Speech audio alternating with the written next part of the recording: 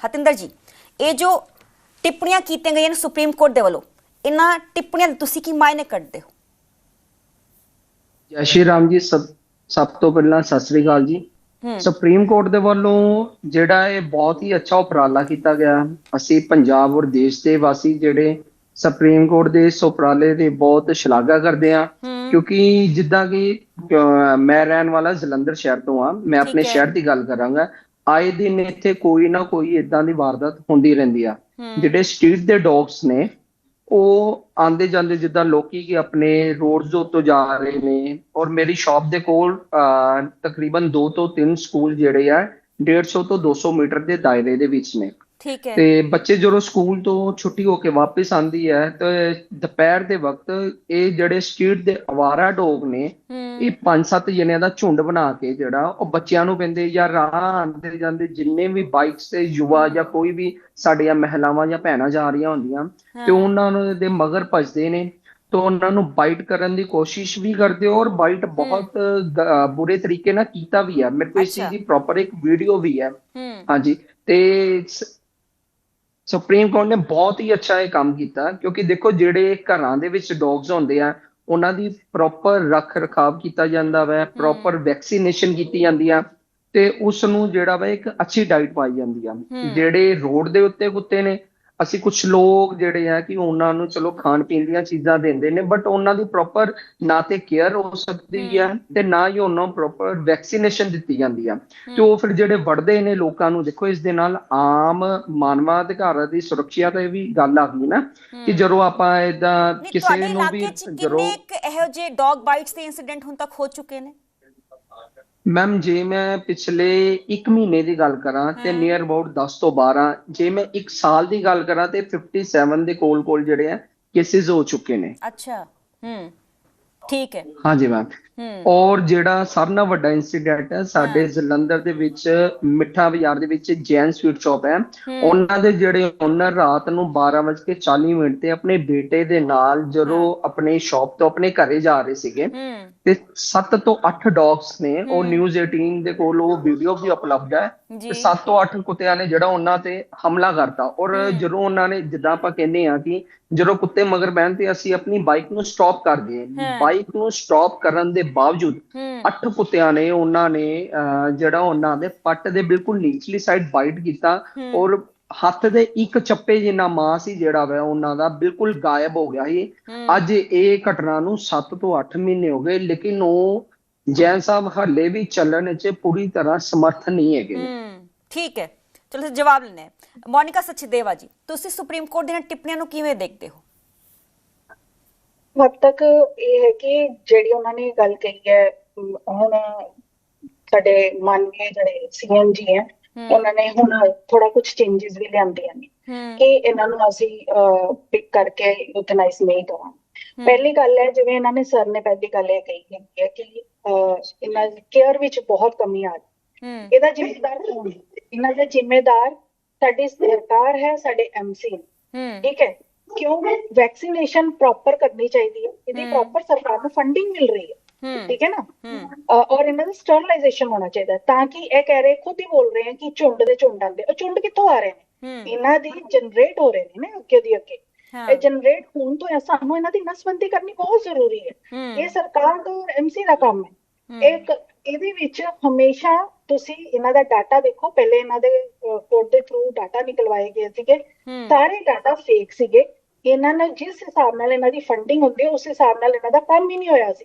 Vaccination ਔਰ sterilisation ਤੇ ਕੰਮ ਕਰਨਾ ਬਹੁਤ ਜ਼ਰੂਰੀ ਹੈ। ਅਗਰ ਡੌਗ ਵੈਕਸੀਨੇਟ ਹੋਏਗਾ, ਸਟਰਲਾਈਜ਼ ਹੋਏਗਾ, ਸਟਰਲਾਈਜ਼ ਹੋਣ ਤੋਂ ਬਾਅਦ ਜਿਹੜੀ ਇਹਨਾਂ ਵਿੱਚ ਅਗਰੈਸ਼ਨ ਹੁੰਦਾ ਹੈ ਉਹ ਆਪਣੇ ਆਪ ਹੀ ਘਟ ਜਾਂਦਾ ਹੁੰਦਾ।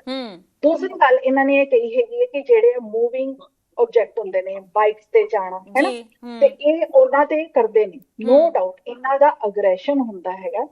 ਇਹਨਾਂ ਨੂੰ ਜਿਹੜੀ ਫੀਡਿੰਗ ਨਹੀਂ ਹੁੰਦੀ, ਬਕਾਇਦਾ ਟਾਈਮ ਨਾਲ ਇਹਨਾਂ ਨੂੰ ਡੀਵਾਰਮਿੰਗ ਨਾ ਕਰਨਾ, ਇਹਨਾਂ ਨੂੰ ਵੈਕਸੀਨੇਟ ਨਾ ਕਰਾਣਾ, ਸਟਰਲਾਈਜੇਸ਼ਨ ਨਾ ਕਰਾਣਾ, ਸਾਰਾ ਇਹਦਾ ਹੀ ਜਿਹੜਾ ਰਿਜ਼ਲਟ ਹੈ ਉਹ ਸਾਨੂੰ ਉਲਟਾ ਮਿਲ ਰਿਹਾ ਹੈ ਕਿ ਜਿਹਦੇ ਚ ਵਾਈਟ ਕੇਸ ਹੋ ਰਹੇ। ਦੂਸਰਾ ਵਾਈਟ ਕੇਸ ਦਾ ਰੀਜ਼ਨ ਇਹ ਹੁੰਦਾ ਹੈਗਾ ਕੁਰੈਲਿਟੀ, ਅਵੇਅਰਨੈਸ ਨਹੀਂ ਹੈ।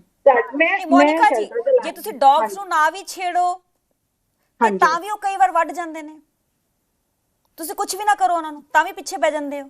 ਨਹੀਂ ਹੁੰਦਾ ਹੈ, ਇਹ ਕਈ ਹੁੰਦਾ ਹੈ, incident ਮੈਂ ਇਹੋ ਤੁਹਾਡੀ ਜਿਹੇ ਗੱਲ ਸਾਹਮਣੇ ਤੋਂ ਆਏ ਨੇ। ਸਹਿਮਤ ਹਾਂ। ਹੂੰ ਮੈਂ ਤੁਹਾਡੀ ਗੱਲ ਤੋਂ ਬਿਲਕੁਲ ਸਹਿਮਤ ਹਾਂ। ਹੂੰ ਇਹ ਹਿਊਮਨ ਦਾ ਇੱਕ ਡਰ ਹੈ।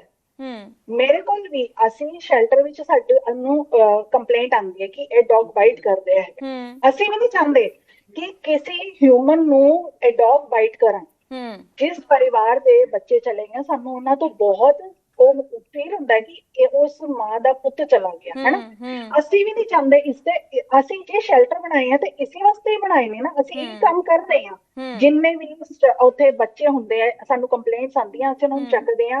ਨਹੀਂ ਫਿਰ ਤੇ ਮੋਨਿਕਾ ਜੀ ਵਧੀਆ ਕਦਮ ਹੋ ਗਿਆ ਕਿ ਸ਼ੈਲਟਰ ਹੋਮਸ ਗਵਰਨਮੈਂਟ ਬਣਾਉਣ ਜਾ ਰਹੀ ਹੈ। ਮੇਰੀ ਗੱਲ ਪੂਰੀ ਹੋ ਲੈਣ ਦੋ ਨਾ। ਅਸੀਂ ਉਹਨਾਂ ਨੂੰ ਜਦ ਸ਼ੈਲਟਰ ਵਿੱਚ ਰੱਖਦੇ ਹਾਂ 4 ਤੋਂ 5 ਦਿਨ, ਸਾਨੂੰ ਕੋਈ ਵੀ ਨਹੀਂ ਕੱਟਦਾ।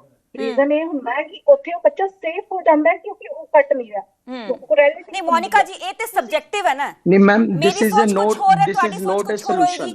है ना। किसी थर्ड ये पर्सन की सोच सोल्यूशन कुछ और ये होएगी, है ना। मोनिका मैम ये अच्छा जवाब सोल्यूशन लेने नहीं है। हतिंदर अगर जी आप जी हाँ जी जी हतिंदर मोनिका जी। मैम, अगर आप सबसे पहले बड़ी बहन को जय श्री राम जी। मैं ये कहना चाहता हूँ कि जो आप शेल्टर होम की बात कर रहे हो वो बिल्कुल भी सोल्यूशन नहीं है। अगर उनकी नसबंदी करना ये भी सोल्यूशन नहीं है, क्योंकि नसबंदी होने से नए डॉग्स पैदा नहीं होंगे। लेकिन अगर उसको नसबंदी का टीका भी लगा हुआ, वो काट तो वो फिर भी रहे हैं। नसबंदी का टीका नहीं लगता है। तो एक मिनट, नसबंदी का टीका नहीं होता है, इनका बाकायदा सर्जरी होती है, इनकी नसबंदी की जाती है। हाँ जी, sorry। नसबंदी से ये होता है जो इनके हार्मोनल अग्रेशन होता है वो कम हो जाता है। आप पहले इन चीजों पे हमें अवेयर होना पड़ेगा ना। ये चीजें अगर आपको नहीं पता, आपको कैसे आप जानोगे। नसबंदी सबसे बड़ा रीजन हमारा यही है कि नसबंदी करवाई जाए, उससे ही हमारा ये जो जनरेट हो रहे हैं बच्चे वो कम होंगे। मेरे एरिया में 20 से 22 से आज सर 2 डॉग्स रह गए हैं और कोई बाइट केस नहीं हुआ। जब से मैं इनकी केयर कर रही हूँ, मैंने खुद उठा के इनको स्टरलाइज करवाया, जबकि ये काम सरकार का है, ये काम एमसी का है। इन्होंने उठा के लेके जाना है, इन्होंने इनको वैक्सीनेट करना है, इन्होंने। अरे मैम, आप मोनिका जी, सारा वो दिन सरकार उनकी कदम कर- आप जो सारा करने जा दिन रही है। उनकी आप सारा दिन उनकी केयर नहीं कर सकते हो। ये जो काटने वाले ज्यादातर इंसिडेंट हैं वो रात के समय में आते हैं या शाम के समय में आते हैं। अब मैं मानता हूं कि आप डॉग लवर हो, लेकिन सारा दिन आप उनकी केयर नहीं कर सकते। अगर उनकी नसबंदी भी हो चुकी तो वो क्या इस चीज की गारंटी है वो कुत्ते जो आम पब्लिक को काटना बंद कर देंगे? ये कोई गारंटी नहीं ले सकता। दूसरी बात आपकी, मैं इस बात से मोनिका जी मैं आ रही हूं, कंप्लीट करन दो, मैं आ रही हूं ਤੁਹਾਡੇ ਕੋਲ, ਉਹਨਾਂ ਨੂੰ ਕੰਪਲੀਟ ਕਰਨ ਦਿਓ हाँ जी जी। हतिंदर और जी। दूसरी बात, आप ये बोल रहे हो कि जो गवर्नमेंट की तरफ से, चाहे वो सेंट्रल गवर्नमेंट है चाहे वो स्टेट गवर्नमेंट है, जिन उनकी तरफ से जो भी फंडिंग हो रही है उसका प्रॉपर जो है यूसेज नहीं हो रही है, ना ही केयर हो रही है। क्योंकि शेल्टर होम अगर बने हुए हैं, अगर मैं अपने शहर की बात करूं तो यहाँ से डॉग्स लेके जाते हैं, उनको 2-4 दिन रख के दोबारा फिर बल्टन पार्क में कभी छोड़ देंगे, हमारे जलंधर में है या कहीं पे, एक मोहल्ले से लेकर दूसरे मोहल्ले में छोड़ देंगे। और दूसरी बात, जो शेल्टर होम है उसमें प्रॉपर स्टाफ भी नहीं है जो वहां पे डॉग्स की केयर कर पाए। जी मैम। बिल्कुल जी बिल्कुल, मैं मोनिका आपके बिल्कुल सहमत हूँ।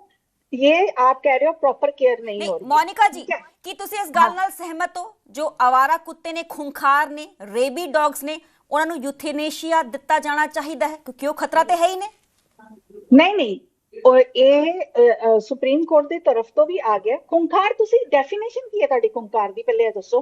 ਤੁਸੀਂ ਕਿਵੇਂ ਜਾਣ ਸਕਦੇ ਹੋ ਕਿ ਕੁੱਤਾ ਖੁੰਖਾਰ ਹੈ? नहीं आते वेटनरी डॉक्टर ही देखेगा ना कि खूंखार है कि नहीं है ना।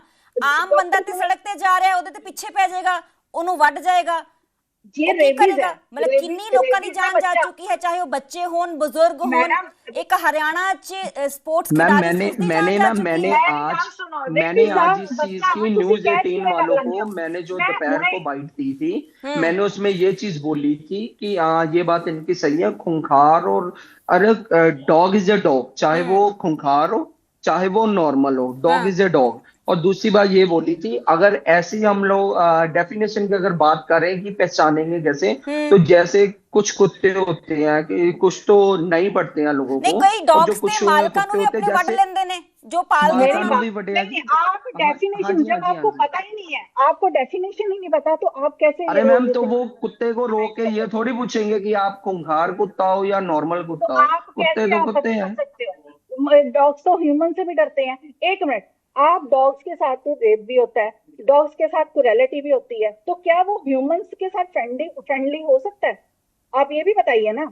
जब डॉग मोनिका जी दोनों पक्ष ने ना, तुसी बस एक ही पक्ष देख रहे हो है ना मैम। दोनों पक्ष है ना, आप कुत्तों को दोनों पक्ष है लोगों के साथ कंपैरिजन नहीं कर तुसी सकते, एक ही पक्ष नहीं कंपेयर देख नहीं कर सकते ना। सकते। क्यों नहीं कर सकते? अगर आप नहीं पर सुप्रीम कोर्ट ने क्या है कि जो रेबी डॉग है खतरनाक है उसको यूथनेशिया दिता जा सकता है, विचार किया जा सकता हाँ जी, है। दिया जाना चाहिए, क्योंकि जिस कुत्ते ने 5, 10, 15, 20 लोगों को काटा है और वो हल्का गया, तो नेचुरली बात उसको ये चीज देनी चाहिए। सुप्रीम कोर्ट का ये फैसला बहुत ही अच्छा है और इससे लोगों की जान मोनिका को जी मैं जो आ रही हूँ खतरा ਤੁਹਾਡੇ बना ਕੋਲ, हुआ था वो भी कम होगा। सिर्फ बात पे अटके हुए हैं और कुछ नहीं है। आपको बस ये है कि कुत्तों को मारना है। आपके हिसाब से ह्यूमैनिटी कोई चीज नहीं है। अगर अगर आपके समाज में एक आदमी रेप करता है तो क्या आप सबको यूथनाइज कर देंगे? क्या बात कर रहे हैं? अगर मेरे मोहल्ले में 100 कुत्ता है, एक काटने वाला होगा, सबको यूथनाइज कर दोगे? सबसे क्या पूछ अरे मैम, नहीं वो ते खूंखार बोले ना मोनिका जी, सबनु थोड़ा बोले आएगा। जो रेबी डॉग्स ने बंदों से कि ज्यादा तुसी रेबी डॉग्स अपने घर रख सकते हो, रेबी डॉग्स अरे अपने घर ऐसा रख थोड़ी सकते होता। हो आप है ना। आपके जो कहने से कातिल मतलब है, यही हो गया जिसने कि कत्ल किया है, जेल इंसानों से से जाता है ना। अहमियत कुत्तों की है। नहीं जी, इंसानों से ज्यादा अहमियत इंसानों की है, पर आप लोग समझ नहीं रहे हो। आप ज्यादा कुत्ता कुत्ता कुत्ता ही कर रहे हो आपके हिसाब से। मैम डॉग नु डॉग ही बोलेंगे और की बोलेंगे? नहीं नहीं, हाँ आप तो डॉग मैम ने डॉग इंग्लिश ही में है ना, डॉग बोल देते तुसी हैं, दसो हिंदी में मैं तो की कुत्ता ही बोलांगी? बोलेंगे डॉग ना। नु डॉग ही बोलेंगी मैं। आप टॉपिक को चेंज कर रहे हैं। आप ये डॉग बताइए। है ना तो डॉग ही बोलांगी मैं उन्होंने। मैं कह दिता ना, तुसी डॉग ही बोलो। हाँ। पर गल नु समझो भी ना। मैं समझ रही हूं पर तुसी कह रहे कुत्ता कुत्ता कुत्ता, डॉग नु डॉग ही बोलेंगे ऐसी। हाँ जी जी हतिंदर जी। हाँ जी मैम, जी ये हतिंदर बात जी। पता क्या है, कुछ लोग ऐसे हैं जिनकी खुद की मेंटेलिटी ही ऐसी बन चुकी है कि वो इंसानों से ज्यादा कुत्तों को अहमियत दे रहे हैं। अब देखो, अगर एक कुत्ता किसी बच्चे को काट लेता, मेरी शॉप के बिल्कुल पास का इंसिडेंट है, आज से 7-8 साल पुरानी बात है, क्योंकि मेरे सामने एक ही इंसिडेंट हुआ, तो मैं झूठ नहीं बोलूंगा। उस लड़के को जब वो 8 साल का था तो उसको किसी छोटे से कुत्ते ने काट लिया था। तो उसके पेरेंट्स ने उसको इंजेक्शन लगाने के बजाय सिर्फ देसी साबुन से उसकी टांग को धोया। ठीक है। और उसके बाद क्या किया कि उन लोगों ने कोई वैक्सीनेशन नहीं लड़के की करवाई, ना ही डॉग की करवाई। उसके नियर अबाउट 5 से 6 सालों बाद उसको एकदम से पानी से डर लगना शुरू हो गया, वो नहाने नहीं जाता था, लाइट से डर लगना शुरू हो गया, और ये चीज 1 से 1.5 महीना चली। उसके बाद जो है तुसी कह रहे हो उस कि उस बच्चे के लड़के की दिमाग डेथ पे हो गई। फोबिया बैठ गया है ना, डर बैठ गया। हाँ, फोबिया बैठ गया, और 1 से 1.5 महीने में उस लड़के की डेथ हो गई। अब बताओ, छोटे से बच्चे का, 12 से 13 साल के बच्चे का क्या कसूर है? अरे हम डॉग को इतनी प्रेफरेंस दे रहे हैं, जिस माँ का एक 14 साल का, 13-14 साल का बच्चा मर गया, उसने आगे जाके पता नहीं क्या बनना था। हम कुत्ते को तो ये नहीं कह सकते ये बड़ा होके डॉक्टर बनेगा, इंजीनियर बनेगा, तो जवाब लेने जी जी मोनिका जी कि ਕੁੱਤਿਆਂ ਨੂੰ ਸ਼ੈਲਟਰ ਹੋਮ ਭੇਜਣ ਦੇ ਕੀ ਨੁਕਸਾਨ ਨੇ? ਅਗਰ ਗਵਰਨਮੈਂਟ ਕਹਿ ਰਹੀ ਕਿ ਅਸੀਂ ਉਹਨਾਂ ਨੂੰ ਸ਼ੈਲਟਰ ਹੋਮ ਭੇਜ ਦੇਣਗੇ, ਇਹਦੇ ਨਾਲ ਵੀ ਦਿੱਕਤ ਹੈ ਕਹਿ ਰਹੀ ਹੈ ਸ਼ੈਲਟਰ ਹੋਮ ਭੇਜਣ ਨੂੰ ਠੀਕ ਹੈ। ਆਪ ਪਹਿਲੇ ਇਹ ਦੱਸੋ, ਸੜਕ ਤੇ ਹਜੇ ਬੈਠੇ ਤੁਸੀਂ ਕੇਅਰ ਨਹੀਂ ਕਰ ਪਾ ਰਹੇ, ਉਹਨਾਂ ਦੇ ਫੰਡਸ ਨਹੀਂ ਪੂਰੇ ਕਰ ਪਾ ਰਹੇ, ਉਹਨਾਂ ਦੀ ਵੈਕਸੀਨੇਸ਼ਨ ਨਹੀਂ ਕਰ ਪਾ ਰਹੇ, ਉਹਨਾਂ ਦੀ ਸਟਰਲਾਈਜੇਸ਼ਨ ਨਹੀਂ ਕਰ ਪਾ ਰਹੇ, ਜਦਕਿ ਤੁਹਾਡੇ ਕੋਲ ਪੂਰਾ ਪੈਸਾ ਹੋਣ ਦੇ ਬਾਵਜੂਦ ਤੁਸੀਂ ਕੰਮ ਨਹੀਂ ਕਰ ਰਹੇ। ਤੁਹਾਡੇ ਕੋਲ ਸੇਮ ਡਾਟਾ ਹੈ। ਤੁਸੀਂ ਕੁੱਤਿਆਂ ਨੂੰ ਅਗਰ ਤੁਸੀਂ ਸ਼ੈਲਟਰ ਵਿੱਚ ਪਾ ਦਿੰਦੇ ਹੋ, ਗਾਵਾਂ ਨੂੰ ਦੇਖ ਲਓ ਕਿੰਨੇ ਬੁਰੇ ਹਾਲਾਤ ਨੇ। ਵੈਸੇ ਤਾਂ ਤੁਸੀਂ ਗਊ ਮਾਤਾ ਹੀ ਕਹਿੰਦੇ ਹੋ, ਕੁੱਤੇ ਨੂੰ ਤਾਂ ਛੱਡ ਹੀ ਦਿਓ ਜਿਹਨੂੰ ਅਸੀਂ ਦਰਵੇਸ਼ ਕਹਿੰਦੇ ਆ। ਤੁਸੀਂ ਹਜੇ ਤੱਕ ਜਿਹੜੇ ਸ਼ੈਲਟਰ ਵਿੱਚ ਕੁੱਤੇ ਤੁਸੀਂ ਛੱਡ ਦਿਓ, ਜਿੰਨੇ ਉਹਨਾਂ ਦੀ ਕੇਅਰ ਕੌਣ ਕਰੇਗਾ? ਕਿੰਨਾ ਪੈਸਾ ਤੁਸੀਂ ਸਰਕਾਰ ਤੋਂ ਮੰਗ ਸਕਦੇ ਹੋ? ਤੁਸੀਂ ਕਹਿ ਰਹੇ ਕਿ ਸ਼ੈਲਟਰ ਹੋਮ 'ਚ ਭੇਜਣਾ ਵੀ ਸੇਫ ਨਹੀਂ ਹੈ, ਠੀਕ ਨਹੀਂ ਹੈ? ਬਿਲਕੁਲ ਸੇਫ ਨਹੀਂ ਹੈ। ਤੁਸੀਂ ਇਹ ਦੱਸੋ, ਤੁਸੀਂ ਕਿੰਨਾ ਕੁ ਉੱਥੇ ਕਿੰਨੇ ਰੱਖ ਲਓਗੇ? ਅੱਛਾ ਇਹ ਦੱਸੋ ਕਿੰਨੇ ਕੁ ਰੱਖ ਲਓਗੇ? ਕਿੰਨੇ ਜ਼ਿਆਦਾ ਤੁਸੀਂ ਜਗ੍ਹਾ ਬਣਾ ਦੋਗੇ? ਇੱਕੋ ਇਲਾਜ ਹੈ ਸਟਰਲਾਈਜੇਸ਼ਨ, ਸਟਰਲਾਈਜੇਸ਼ਨ, ਵੈਕਸੀਨੇਸ਼ਨ, ਜਿਹਦੇ ਤੇ ਤੁਸੀਂ ਇਸ ਚੀਜ਼ ਨੂੰ ਇਗਨੋਰ ਕਰਦੇ ਜਾ ਰਹੇ ਹੋ। ਕਿਉਂ ਕਰ ਰਹੇ ਹੋ? ਤੁਹਾਨੂੰ ਕੁੱਤੇ ਪਸੰਦ ਨਹੀਂ ਹੈ। ਤੁਸੀਂ ਇਹ ਨਹੀਂ ਸੋਚ ਰਹੇ ਜੋ ਵੀ ਜਾਨਵਰ ਹੈ, ਸਿਰਫ ਕੁੱਤਾ ਨਹੀਂ ਕਹਿ ਰਹੀ, ਕੁੱਤਾ, ਬਿੱਲੀ, ਚੂਹਾ ਸਾਡੀ ਜ਼ਿੰਦਗੀ ਦਾ ਹਿੱਸਾ ਹੈ। ਤਾਂ ਅੱਜ ਤੁਹਾਨੂੰ ਕੁੱਤੇ ਕੱਟਦੇ ਨੇ, ਕੱਲ ਨੂੰ ਮੰਕੀ ਆ ਜਾਣਗੇ, ਫਿਰ ਤੁਸੀਂ ਕਹੋਗੇ ਮੰਕੀਆਂ ਨੂੰ ਸ਼ੈਲਟਰ 'ਚ ਪਾ ਦਿਓ। ਇਹ ਕੋਈ ਗੱਲ ਥੋੜ੍ਹਾ ਹੁੰਦੀ ਹੈ। ਇਸ ਦਾ ਇਲਾਜ ਕੱਢਿਆ ਜਾਂਦਾ ਹੈ। ਤੁਸੀਂ ਇਹ ਸੋਚੋ ਕਿ ਇਹ ਐਮਸੀ ਦੀ ਨਾਕਾਮਯਾਬੀ ਹੈ, ਜਿਨ੍ਹਾਂ ਨੇ ਇਸ ਤੇ ਕੰਮ ਹੀ ਨਹੀਂ ਕੀਤਾ। ਅਸੀਂ ਗਰਾਊਂਡ ਲੈਵਲ ਤੇ ਨਹੀਂ, ਅੱਛਾ ਠੀਕ ਹੈ, ਤੁਸੀਂ ਕਹਿ ਰਹੇ ਹੋ ਕਿ ਸ਼ੈਲਟਰ ਹੋਮ ਭੇਜਣਾ ਸੇਫ ਨਹੀਂ ਹੈ, ਫਿਰ ਕੀ ਇਹਦਾ ਹੱਲ ਕੀ ਹੈ? ਫਿਰ ਇਹਦਾ ਮੈਂ ਤਾਂ ਉਹੀ ਤਾਂ ਤੁਹਾਨੂੰ ਦੱਸ ਰਹੀ ਹਾਂ, ਤੁਸੀਂ ਸਟਰਲਾਈਜੇਸ਼ਨ ਤੇ ਜਨਰੇਟ ਕਰਨਾ ਪਹਿਲੇ ਤਾਂ ਇਸ ਤੇ ਕੰਮ, ਜਨਰੇਸ਼ਨ ਜਿਹੜੀ ਇਹਨਾਂ ਦੀ ਵੱਧ ਰਹੀ ਹੈ ਉਹਦੇ ਤੇ ਰੋਕ ਕਰਨਾ ਬਹੁਤ ਜ਼ਰੂਰੀ ਹੈ। ਵੈਕਸੀਨੇਸ਼ਨ ਹੋਣੀ ਬਹੁਤ ਜ਼ਰੂਰੀ ਹੈ। ਜਿਹੜਾ ਡੌਗ ਤੁਹਾਨੂੰ ਬਹੁਤ ਜ਼ਿਆਦਾ ਅਗਰੈਸਿਵ ਲੱਗ ਵੀ ਰਿਹਾ ਹੈ, ਉਸ ਨੂੰ ਆਈਸੋਲੇਟ ਕੀਤਾ ਜਾਂਦਾ 4 to 5 ਦਿਨ ਵਿੱਚ। ਉਹਦੇ ਵਿੱਚ ਹੀ ਪਤਾ ਚੱਲ ਜਾਂਦਾ ਹੈ ਕਿ ਉਹਦਾ ਅਗਰੈਸ਼ਨ ਇਹ ਰੇਬੀਜ਼ ਵਾਲਾ ਹੈ ਜਾਂ ਹਿਊਮਨਸ ਤੋਂ ਡਰ ਰਿਹਾ ਹੈ। ਹਰ ਚੀਜ਼ ਦਾ ਇਲਾਜ ਹੈ, ਪਰ ਅਗਰ ਤੁਸੀਂ ਇਹ ਸੋਚੋ ਕਿ ਉਹਨੂੰ ਚੱਕਿਆ ਔਰ ਹਮੇਸ਼ਾ ਲਈ ਅਗਰ ਸ਼ੈਲਟਰ ਵਿੱਚ ਰੱਖ ਦਿੱਤਾ, ਇਹ ਹਿਊਮੈਨਿਟੀ ਕੀ ਰੇਬੀਜ਼ ਦਾ ਇਲਾਜ ਹੈ? ਬਿਲਕੁਲ ਨਹੀਂ ਹੈ। ਔਰ ਰੇਬੀਜ਼ ਵਾਲਾ ਬੱਚਾ, ਮੈਂ ਤੁਹਾਨੂੰ ਇਹ ਵੈਸੇ ਹੀ ਦੱਸ ਦਿੰਦੀ ਹਾਂ, ਜੇ ਅੱਜ ਉਹਨੂੰ ਰੇਬੀਜ਼ ਹੋ ਗਿਆ, ਚੌਥੇ ਦਿਨ ਤੋਂ ਉਹਦੀ ਵੈਸੇ ਹੀ ਡੈਥ ਹੋ ਜਾਂਦੀ ਹੈ। ਚੌਥ ਦੇ ਉਹਨੂੰ ਵੈਸੇ ਹੀ ਡੈਥ ਹੋ ਜਾਂਦੀ ਹੈ। ਹੁਣ ਤੁਸੀਂ ਇਹ ਸਰ ਕਹਿ ਰਹੇ ਰੇਬੀਜ਼, ਮੈਂ ਕਹਿੰਦੀ ਹਾਂ ਮੇਰੀ ਗਲੀ ਚ ਬਾਹਰ ਇੱਕ ਰੇਬੀਜ਼ ਵਾਲਾ ਕੁੱਤਾ ਹੈ, ਹੁਣੇ ਕਾਲ ਕਰਦੀ ਹਾਂ, ਐਮਸੀ ਵਾਲੇ ਆਂਦੇ ਹੀ ਨਹੀਂ ਕੈਚ ਕਰਨ।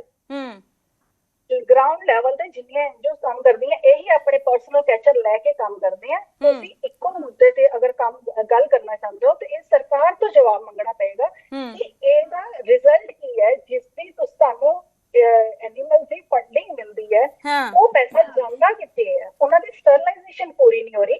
3 ਮਹੀਨੇ ਸਟਰਲਾਈਜੇਸ਼ਨ ਹੁੰਦੀ ਹੈ। ਮੈਂ ਤੁਹਾਨੂੰ ਕਹਿੰਦੀ ਹਾਂ, ਲਗਾਤਾਰ ਤੁਹਾਡੇ ਜਲੰਧਰ ਵਿੱਚ ਲਗਾਤਾਰ 1 ਸਾਲ ਲਗਾਤਾਰ ਕੋਈ ਛੁੱਟੀ ਨਹੀਂ। ਤੁਸੀਂ ਸਟਰਲਾਈਜੇਸ਼ਨ ਕਰਾਓ, ਸਾਡੇ ਕੁੱਤੇ ਅੱਧੇ ਹੋ ਜਾਣ। ਠੀਕ। ਅੱਛਾ, ਤੁਸੀਂ ਕਹਿ ਰਹੇ ਹੋ ਕਿ ਵੈਕਸੀਨੇਸ਼ਨ ਹੋਏਗੀ ਤੇ ਇਹ ਸਮੱਸਿਆ ਦਾ ਹੱਲ ਹੋ ਸਕਦਾ ਹੈ ਨਾ? ਇਹ ਕਹਿ ਰਹੇ ਹੋ ਤੁਸੀਂ। ਵੈਕਸੀਨੇਸ਼ਨ ਔਰ ਸਟਰਲਾਈਜੇਸ਼ਨ। ਠੀਕ ਹੈ, ਚਲੋ ਜਵਾਬ ਲੈਣੇ ਹਤਿੰਦਰ ਜੀ।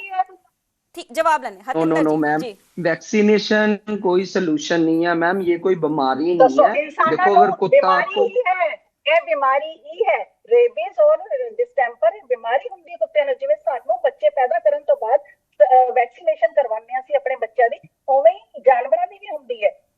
जो सरकार, मैम मुझे ये नहीं समझ आती है कि कुछ लोग इंसानों को समझने के बजाय इतनी डॉग्स को क्यों प्रेफरेंस देते हैं। It is a good thing, लेकिन ये थोड़ी कि आप इंसानों से ज्यादा उसको, अरे जो कुत्ता हल्का गया है, जो 10, 15, 20 लोगों को काट चुका है, तो उसको ਕਿਵੇਂ ਗੱਲ ਕਰਦੇ ਹੋ ਤੁਸੀਂ? ਉਹਨੂੰ ਫੜ ਕੇ ਦਿਖਾ ਦਿਓ। ਮੰਨ ਲਓ ਤੁਸੀਂ ਉਸ ਦਿਨ ਕਹਿ ਰਹੇ ਹੋ ਕਿ ਕੁੱਤਾ ਨੂੰ ਵੱਢ ਗਿਆ ਸੀ, ਫੜਿਆ ਗਿਆ ਤੁਹਾਡੇ ਕੋਲ ਕੁੱਤਾ? ਤੁਸੀਂ ਕੁੱਤਾ ਫੜ ਲਿਆ ਸੀਗਾ ਜਿਹੜਾ ਚਲਾਇਆ ਗਿਆ ਸੀ, ਜਿੰਨੇ ਬੱਚੇ ਨੂੰ ਵੱਢਿਆ ਸੀਗਾ? तो मैम जो अगर पकड़ा नहीं गया तभी तो हो रहा ना, जो सुप्रीम कोर्ट ने बोला, तो वो उस चीज में आप, अरे आप पता नहीं इतनी क्यों डॉग्स को प्रेफरेंस दे रहे हो। इतनी अगर ह्यूमैनिटी को दे रही हैं, लोगों को बचाने के लिए दोगे ना, तो हमारा हिंदुस्तान कहाँ से कहाँ, इतनी डेथ्स हुन तक हो चुकी है, सरकार के पास पहले फंड नहीं है, ऊपर से ये डॉग्स के ऊपर फंड्स लगाई जाए। एक मिनट हतिंदर जी, मोनिका जी, ਹੁਣ ਤੱਕ ਇੰਨੀਆਂ ਡੈਥਸ ਹੋ ਚੁੱਕੀਆਂ ਨੇ ਬੱਚਿਆਂ ਦੀਆਂ, ਬਜ਼ੁਰਗਾਂ ਦੀਆਂ, ਕੀ ਉਹ ਜਸਟੀਫਾਈਡ ਨੇ? ਤੇ ਉਹ ਇੱਥੇ ਫੰਡ ਨਹੀਂ ਹੋਏਗਾ? ਕੀ ਗੱਲਾਂ ਕਰਦੇ? ਅੱਛਾ, ਤੁਸੀਂ ਮੇਰੀ ਗੱਲ ਦਾ ਜਵਾਬ ਦਿਓ। ਇੰਨੀਆਂ ਡੈਥਸ ਹੁਣ ਤੱਕ ਹੋਈਆਂ, ਕੀ ਉਹ ਜਸਟੀਫਾਈਡ ਨੇ? ਜਸਟੀਫਾਈ ਕਰਦੇ ਤੁਸੀਂ ਉਹਨਾਂ ਨੂੰ? ਬਿਲਕੁਲ ਨਹੀਂ ਜਸਟੀਫਾਈ। ਮੈਂ ਖੁਦ ਤੁਹਾਨੂੰ ਪਹਿਲਾਂ ਹੀ ਬੋਲ ਦਿੱਤਾ ਸੀ, ਜਿਨ੍ਹਾਂ ਦੇ ਪੁੱਤ ਗਏ ਨੇ ਉਹਨਾਂ ਨਾਲ ਪੂਰੀ ਸਹਿਮਤੀ ਹੈ। ਮੈਂ ਵੀ ਨਹੀਂ ਚਾਹੁੰਦੀ ਇਹ ਵੈਕਸੀਨ, ਇਹ ਰੇਬੀਜ਼ ਵਾਲੇ ਡੌਗਸ ਰਹਿਣ। ਔਰ ਇਹ ਵੈਕਸੀਨ ਤੇ ਹੁਣ ਜੇ ਕੋਈ ਸਟੈਪ ਚੁੱਕਿਆ ਜਾ ਰਿਹਾ ਹੈ ਤੇ ਉਸ ਚ ਹਰਜ਼ ਕੀ ਹੈ? ਸਟੈਪ ਤੁਸੀਂ ਜ਼ੀਰੋ ਤੋਂ ਕਿਉਂ ਨਹੀਂ ਚੱਕਦੇ? ਜੇ ਰੇਬੀਜ਼ ਦਾ ਇੰਜੈਕਸ਼ਨ ਸਭ ਨੂੰ ਲੱਗ ਜਾਏ ਤਾਂ ਰੇਬੀਜ਼ ਹੋਏਗਾ ਹੀ ਨਹੀਂ ਨਾ।